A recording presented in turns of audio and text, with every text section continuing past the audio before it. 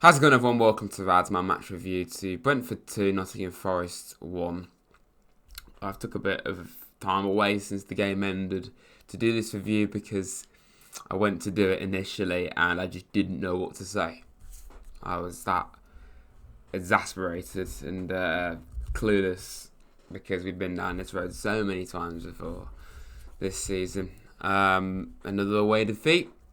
And it's the manner in which we lost yet again that is the most frustrating. And where do I start? Let's talk about the lineup first and foremost. I liked it. Thought it made sense. We did incredible against Brighton, who today won 6-0. 6-0, and we beat them, and yet we just did this today. So that makes absolutely zero common sense whatsoever. But I like the lineup. Worrell in for Nico.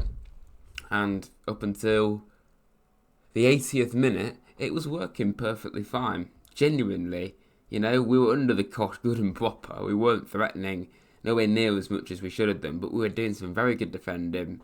And I wasn't too concerned. Like, you're always going to be concerned that you're going to concede because we're Nottingham Forest. But I thought we're playing well enough here to keep this out. It's going to be nervy though. And of course, we've got to talk about the substitutions yet again. The subs cost us yet again. And that is on Cooper, I love Steve Cooper so much for what he's done for this club. And he's still going to continue to learn. We can't be unbelievably fickle. Because we're football fans, we're fickle. That's what football fans are. We're all praising him through the roof against Brighton. We can't just suddenly say he's useless. But then again, people would then say back to me, well, he's done this so many times before this season. Correct, he has. So, he's at a loose end. He's had games where he's done well, he's had games where he's done poor as a manager. Bringing on Ayew for Awani was baffling, okay? Awani weren't doing the best, but I don't know about you, but I prefer Taiwo Awani to Andre Ayew. And why did he get brought off so soon into the second half? He had 9 minutes and then he went off. He weren't doing great, but he's better than Ayew, and I actually think Ayew the last couple of games has done all right things. I like his pressing, but he doesn't do much else other than that. So it made no sense. And again, what has Emmanuel Dennis and not Daniel Sturridge? Daniel Sturridge, bloody hell, my brain's fried. Sam Sturridge, what have they done wrong? Dennis got into the first team a few weeks ago, and now he just can't get a game. Like, why didn't he go to Dennis or Sam if he wants to take Taiwo off? Kuate is a confusing player. He's either dreadful or he's great. He was great against Brighton. He was pretty awful today. And bringing Yates back was brilliant. I was so happy to see Yates back, but I don't really think we can say he did much in those 20 minutes essentially because there was that much added time. But, talking about the goals, Danilo, fantastic goal. It was a long throw from near Karte, and obviously it was a shot from Morgan, and it deflected into the path of Danilo. 2 goals in 2 games. Brilliant. I was thinking at this stage, mate, we're turning it around. Played brilliant at Anfield, beat Brighton, who are 4-0 up at this stage of the day. And here we go. We're beating Brentford away. We're finally competent on the road. Epic. Let's see this out. Let's keep it going. Game management's going to be crucial at this stage of the game. And yeah, let's get a 1-0 win. Maybe 2-0. Dare I say 3-0? Epic. Brilliant. No, that's not what happened. I don't know why I did that. Ivan Toney, brilliant free kick, but what on earth is Czech Kuate doing? He moved out of the way. What are you doing? Come on. Why would you move out the way of the ball when it's a free kick and you're in the wall? You're there to stop the ball, believe it or not. And Navas, he made some brilliant saves as ever in this game. But he's at fault for that goal as well. It deflected off him. He should have caught it. Or should have at least pushed the ball away better than he did. Navas, my God, he's saved us so many times this season. But he does have a mistake in him. He really, really does. And yeah, I can't really say much more about Navas. Now, I wouldn't be so bothered about that if we then handled the game better in every single way than conceded that goal. Because yet again, we conceded a goal and collapsed. You get relegated if you do that. You can't do that. Yet again, concede a goal and it goes to our heads. It happened against Brighton. We missed a penalty and we collapsed for about 20 minutes. We were very fortunate not to concede more than we did to a Brighton side that won 6-0 today. I keep saying that because I'm just baffled that we managed to beat them. Come on. How? We're so frail. We're so frail. We don't know how to play that type of football, and yet we insist on playing it all the time. And I'm talking low block defensive football, just sitting back. We're not a team that can easily hold on to a lead. We've got to score more goals. We have to.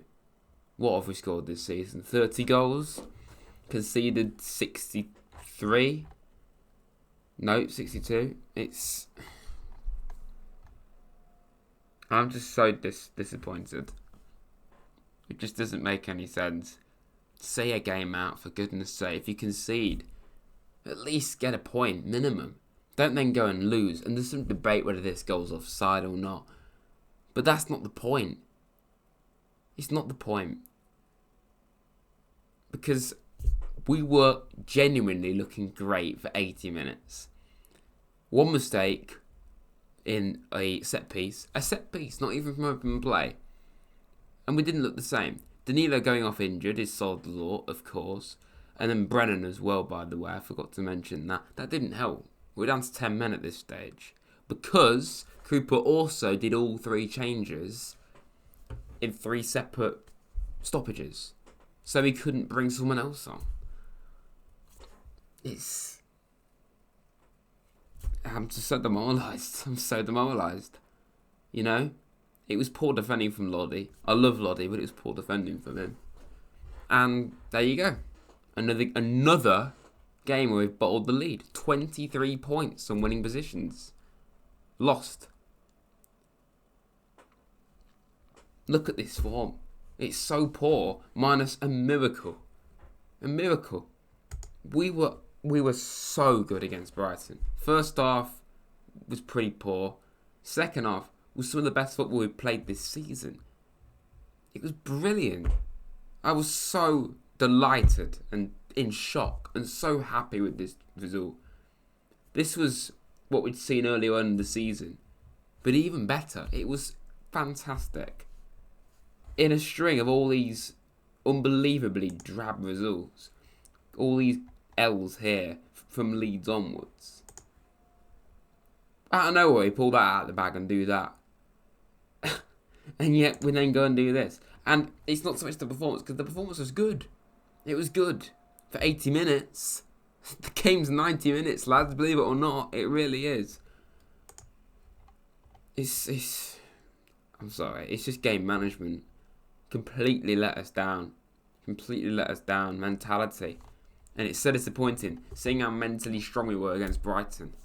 To come back and get a win. Not just a 1-0 win or 2-1 win. Comfortably beat a really good Brighton side, who again today won 6-0. I just thought I'd let you know again. After we lost the Leeds, that's when I think most of us lost hope and said, yeah, we're relegated. Because before that, I still had some hope. I really, really did. But when we lost the Leeds, it was after that we went into the relegation zone for 3 games for the first time in months. And yeah, look at the running. Oh yeah, we're relegated. And then out of nowhere, we played great against Liverpool and play exceptionally well in the second half, especially against Brighton. Showed great character, great mentality, great resilience, great tactics, everything. Everything it takes to win a game of football was spot on. And then this. We did it all very well for 80 minutes. And then Nottingham Forest did the most Nottingham Forest thing imaginable and bottled it and messed it up. Subs and game management cost us in this game. That's it. And Southampton, they have threats. James Ward-Prowse. But they're bottom of the league. And I feel after that Brighton game, everyone had hope. And even after that Liverpool game, everyone had hope again that we could survive. after the Brighton game and seeing us go ahead at Brentford, I think, yeah, we actually could do this. I really thought we would then. But now, I've got a lot of doubt again. Not just because we lost, but the manner in which we lost. We've seen it all too many times. And that just makes this game even more pressurised. I don't want to be negative, but you've got to be realistic in this situation. We have to win this game. And a draw is unacceptable. You've got to be winning this game. Even a draw is not good enough. Because if you don't win this game, Chelsea are shocking, but they're stronger than Southampton. Arsenal are bottling the league, it seems, but they're still Arsenal. And Palace are a good side, so got to win. Absolute no excuse got to be beating Southampton. And if we don't, then I'm afraid to say I think most of us will be back in the relegation camp. Yeah. Please like the video, subscribe to Rads if you're new. If you have enjoyed this review, it's probably been more enjoyable than the game, at least the last 10 minutes of it. Demoralising and not unexpected, because it's just what Nottingham Forest do. But yeah, thanks for watching, everyone. We've got to keep the belief, but we've got probably the biggest game of the season coming up here. Yeah. See you later.